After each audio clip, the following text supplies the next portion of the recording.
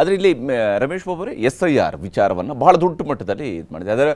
ಅದರ ಮೂಲಕವಾಗಿಯೇ ವೋಟರ್ ಅಧಿಕಾರ ಯಾತ್ರವೂ ಕೂಡ ನಡೆಯಿತು. SIR ಆಗೋದ್ರ ಮೂಲಕವಾಗಿ ಈಗ ನೀವೇನು ವೋಟ್ ಚೋರಿ ವಿಚಾರವನ್ನು ಭಾಳ ದೊಡ್ಡ ಮಟ್ಟದಲ್ಲಿ ವೋಟ್ ಚೋರ್ ಗದ್ದಿ ಚೋಡ್ ಅನ್ನುವಂಥದ್ದನ್ನು ಭಾಳ ದೊಡ್ಡ ಮಟ್ಟದಲ್ಲಿ ಪ್ರಚಾರ ಮಾಡಿತ್ತು. ಅದೇ ವೋಟರ್ ಅಧಿಕಾರ ಯಾತ್ರೆಯ ಭಾಳ ದೊಡ್ಡ ಘೋಷಣೆಯಾಗಿಯೂ ಕೂಡ ಅದನ್ನು ಬಳಕೆ ಮಾಡ್ಕೊಂಡ್ರಿ.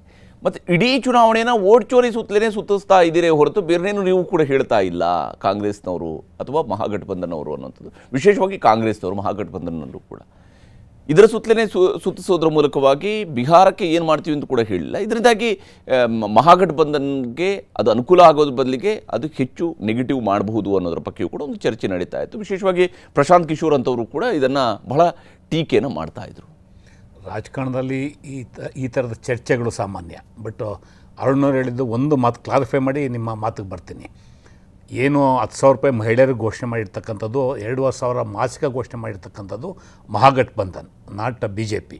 ಯಾಕೆಂದರೆ ಅದೇನಾದ್ರು ಮಹಿಳಾ ಯೂತ್ ವೋಟ್ ಈ ಥರದ್ದೇನಾದ್ರು ಶಿಫ್ಟ್ ಆಗೋದಾದರೆ it goes to the Mahagathbandhan, not NDA. ಅದು ಒಂದು ಕಡೆ. ಪ್ರಜಾಪ್ರಭುತ್ವದ ವ್ಯವಸ್ಥೆಯಲ್ಲಿ ಚುನಾವಣೆಯಲ್ಲಿ ಯಾವತ್ತೂ ಸಹ ಪಾರದರ್ಶಕವಾದಂಥ ಚುನಾವಣೆ ಆಗಬೇಕಂತಕ್ಕಂಥದ್ದು ಮೂಲ ಆಶಯ. ನೀವು ಚುನಾವಣೆಯಲ್ಲೇ ಮೋಸ ಆದರೆ ಚುನಾವಣಾ ಫಲಿತಾಂಶ ಎಲ್ಲಿರುತ್ತೆ? ಸೊ ವೋಟ್ ಚೋರಿ ಅನ್ನೋದು ಒಂದು ಆಂದೋಲನ. ಏನು ಭಾರತೀಯ ಜನತಾ ಪಕ್ಷದವ್ರು ಈ ಥರದ್ದು ಆಗಿದೆ, ಬಹುತೇಕ ವಿತ್ ಪ್ರೂಫು. ಈಗ ನಮ್ಮ ರಾಹುಲ್ ಗಾಂಧಿರವರು ಅದನ್ನು ಆಚೆ ಇಟ್ಟಂಥ ಪ್ರಯತ್ನ ಮಾಡಿದ್ರು. ಈಗ ಉದಾಹರಣೆಗೆ ಬೆಂಗಳೂರು ಸೆಂಟ್ರಲ್ ಕ್ಷೇತ್ರದಲ್ಲಿ ನಮ್ಮ ಕ್ಯಾಂಡಿಡೇಟ್ ಸೋತಿದ್ದಂಥದ್ದು 30,000 ಓಟಲ್ಲಿ. ಮಹದೇವಪುರ ಒಂದೇ ಕ್ಷೇತ್ರದಲ್ಲಿ 70,000 ರಿಂದ 80,000 ಈ ಥರದ ವೋಟ್ ಚೋರಿ ಆಗಿದೆ ಅಂದಾಗ ಅದು ಪ್ರಾಮಾಣಿಕವಾಗಿ ವೋಟ್ ಆಗಿದ್ದರೆ ಏನಾಗ್ತಿತ್ತು ಚುನಾವಣಾ ಫಲಿತಾಂಶ? ಸೊ ನಿಮ್ಗೆ ಯಾವತ್ತೂ ನಂಬರ್ ಗೇಮ್ ಇಂಪಾರ್ಟೆಂಟ್ ಡೆಮೋಕ್ರಸಿನಲ್ಲಿ. ಅದನ್ನು ಎಕ್ಸ್ಪೋಸ್ ಮಾಡೋಂಥದ್ದು ನಮ್ಮ ಕರ್ತವ್ಯ. Not only limited to the Bihar or not only limited to the Delhi or Karnataka. ಇಡೀ ದೇಶದಲ್ಲಿ ಏನೇನು ಈ ಥರದ ಅಕ್ರಮಗಳಾಗ್ತಾ ಇದೆ. ಭಾಳ ವಿಷಾದಕರ ಸಂಗತಿ ಏನಂದರೆ ಅಕೌಂಟಬಿಲಿಟಿ, ಉತ್ತರದಾಯಿತ್ವ ಇರ್ತಕ್ಕಂಥ ಎಲೆಕ್ಷನ್ ಕಮಿಷನ್ ಉತ್ತರ ಕೊಡೋ ಬದಲು they acted like A political party. ನೀವು ಅಫಿಡವಿಟ್ ಏನಕ್ಕೆ ಹಾಕಿಲ್ಲ, ನೀವು ಅದನ್ನೇನಕ್ಕೆ ಮಾಡಿಲ್ಲ? ನಿಮ್ಮ ಕರ್ತವ್ಯ ಇದೆ, ಮೂಲಭೂತವಾದಂಥ ಕರ್ತವ್ಯ. ಈ ಥರದ ಆಕ್ಷೇಪಣೆಗಳು ಅಥವಾ ಇನ್ನು ಯಾರೇ ಪ್ರಶ್ನೆ ಮಾಡಿದ್ರು, not only Congress party, not only Rahul Gandhi, any citizen ಯಾರಾದರೂ ಆಕ್ಷೇಪಣೆ ಅಥವಾ ಅನುಮಾನ ವ್ಯಕ್ತಪಡಿಸಿದಾಗ ಉತ್ತರ ಕೊಡೋಂಥ ಉತ್ತರದಾಯಿತ್ವವನ್ನು ಚುನಾವಣಾ ಆಯೋಗ ಹೊಂದಿದೆ. ಆದರೆ ಅವರು ಅದು ಉತ್ತರ ಕೊಡ್ತಾ ಇಲ್ಲ. ನಾಳೆ ಅಫಿಡವಿಟ್ ಹಾಕಿಲ್ಲ, ನಾನು ಕಂಪ್ಲೇಂಟ್ ಕೊಟ್ಟಿಲ್ಲ ಅಂದರೆ ನೀವು ಆ್ಯಕ್ಟ್ ಮಾಡಲ್ವಾ? ನಿಮಗೆ ಗೊತ್ತಾದಾಗ ನಿಮಗೆ ಸುಮೋಟ ಮಾಡೋದಕ್ಕೂ ಅವಕಾಶ ಇದೆ. ಆದರೆ ಇಡೀ ದೇಶವನ್ನು ದಾರಿ ತಪ್ಪಿಸುವಂಥ ಕೆಲಸವನ್ನು ಮಾಡಿದ್ರು.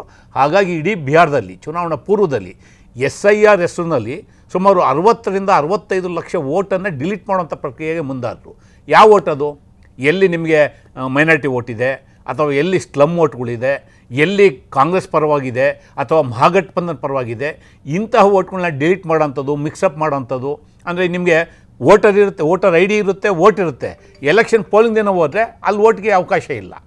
ಈ ಥರನ ಎಕ್ಸ್ಪೋಸ್ ಮಾಡೋಂಥದ್ದು ಕಾಂಗ್ರೆಸ್ ಪಕ್ಷ ಆ್ಯಸ್ ಎ ಪೊಲಿಟಿಕಲ್ ಪಾರ್ಟಿ ನಮ್ಮ ಕರ್ತವ್ಯ ಇದೆ. ಅದು ಬಿಹಾರದ ಚುನಾವಣೆ ಫಲಿತಾಂಶದ ಮೇಲೆ ಪ್ರಭಾವ ಬೀರುತ್ತೆ, ಪ್ರಭಾವ ಬೀರಲ್ಲ ಅಲ್ಲ. ಏನು ಅಕ್ರಮಗಳು ಚುನಾವಣೆ ವ್ಯವಸ್ಥೆಯಲ್ಲಿ ನಡೀತಾ ಇದೆ, ಅದರಲ್ಲಿ ಏನು ಚುನಾವಣಾ ಆಯೋಗದ ವೈಫಲ್ಯ ಇದೆ, ಇದನ್ನು ತೆಗೆದಿಡೋಂಥದ್ದು ಈ ಬೀಯಿಂಗ್ ಎ ಪೊಲಿಟಿಕಲ್ ಪಾರ್ಟಿ ನಮ್ಮ ಕರ್ತವ್ಯ ಇದೆ. ಅಟ್ ದ ಸೇಮ್ ಟೈಮ್ ಇವತ್ತು ಮಹಾಗಠಬಂಧನ್ ಏನೇನು ಘೋಷಣೆಗಳು ಮಾಡಿದ್ದಾರೆ, ಕರ್ನಾಟಕದಲ್ಲಿ ನಾವು ಫ್ರೀ ಬೀಸ್ ಘೋಷಣೆ ಮಾಡಿದಾಗ ಏನು ಹೇಳಿದ್ರು ಇದೆ ಮೋದಿರವರು, ಅಮಿತ್ ಶಾರವರು, ಕರ್ನಾಟಕ ದಿವಾಳಿ ಆಗೋಗುತ್ತೆ ಅಂದರು. ಇವತ್ತು ಮಹಾರಾಷ್ಟ್ರದಲ್ಲಿ ಚುನಾವಣೆಯಲ್ಲಿ ಏನು ಘೋಷಣೆ ಮಾಡಿದ್ರಿ ನೀವು? ಬಿಹಾರದಲ್ಲಿ ಏನು ಘೋಷಣೆ ಮಾಡಿದ್ರಿ? ಅಂದರೆ ನೀವು ಸಹ ಅರ್ಥ ಮಾಡ್ಕೊಂಡಿದ್ದೀರಾ, ಈ ಏನು ಜನಕ್ಕೆ ಕೊಡುವಂಥ ಕೊಡುಗೆಗಳನ್ನ, ಸಾಮಾಜಿಕ ಕಲ್ಯಾಣ ಕಾರ್ಯಕ್ರಮಗಳನ್ನ ಕೊಡಬೇಕು ಅನ್ನೋದನ್ನ ಅರ್ಥ ಮಾಡ್ಕೊಂಡಿದ್ದಾರೆ. ನೀವು ಬೇರೆ ಬೇರೆ ಕಾರಣಕ್ಕೆ ನೀವು ವಿರುದ್ಧ ಇದ್ದೀರಾ, ಅದು ಬೇರೆ. ಆದರೆ ಇವತ್ತು ಬಿಹಾರದಲ್ಲಿ ಅವರೂ ಸಹ ಘೋಷಣೆಗಳು ಮಾಡಿದ್ರು. ಇವತ್ತು ಮಹಾಗಠಬಂಧನ್ ಕೊಟ್ಟಿರ್ತಕ್ಕಂಥ ಕಾರ್ಯಕ್ರಮ ಇದೆ, ಕಾಮನ್ ನಾವು ಒಂದು ಪ್ರೋಗ್ರಾಮ್ ಮೇಲೆ ನೀವು ಮಹಾಗಠಬಂಧನ್ RJD ಇರ್ಬೋದು, ಕಾಂಗ್ರೆಸ್ ಪಾರ್ಟಿ ಇರ್ಬೋದು, CPI ML ಇರ್ಬೋದು, ನಮ್ಮ ಏನು ಒಂದು ಪಾರ್ಟ್ನರ್ಸ್ ಇದ್ದೀವಿ ಇಂಡಿಯಾ ಬ್ಲಾಕು, ನಾವು ಸೇರ್ಕೊಂಡು ಘೋಷಣೆಗಳು ಕೊಟ್ಟಿದ್ದೀವಿ, ಕಾರ್ಯಕ್ರಮ ಕೊಟ್ಟಿದ್ದೀವಿ. ಇವತ್ತು ಎಲ್ರಿಗೂ ಗೊತ್ತಿದೆ, ನಮ್ಮ ಸರ್ಕಾರ ಇದ್ದಂಥ ಸಂದರ್ಭದಲ್ಲಿ ನಿತೀಶ್ ಕುಮಾರ್ ಅವರು BJP ಬಿಟ್ಟು ಬಂದು ನಮ್ಮ ಜೊತೆ ಸರ್ಕಾರ ಮಾಡಿದಾಗ ಅಂದರೆ RJD ಪ್ಲಸ್ ಕಾಂಗ್ರೆಸ್ಸು ಏನೇನು ಕಾರ್ಯಕ್ರಮ ಕೊಟ್ಟಿದ್ದೀವಿ ಜನಕ್ಕೆ ಗೊತ್ತಿದೆ, ಯುವಕರಿಗೆ ಗೊತ್ತಿದೆ. ಇವತ್ತು ಯುವಕರು ಉದ್ಯೋಗ ಕೇಳಿದ್ರೆ ಬೋಂಡ ಮಾರ್ಕೊಳ್ಳಿ ಅಂತ ಹೇಳಿದ್ರು ಯಾರು? ಕಾಂಗ್ರೆಸ್ನವರು, BJP ಅವರು. ಉದ್ಯೋಗ ಕೇಳಿದ್ರೆ ನಿಮ್ಮ ಮಾಹಿತಿ ಕೊಡೋದಿಲ್ಲ, ಮಹಿಳೆಯರ ಸಬಲೀಕರಣದ ಬಗ್ಗೆ ಕೇಳಿದ್ರೆ ಮಾತಾಡೋದಿಲ್ಲ. ಅಲ್ಲ ಪ್ರಶ್ನೆ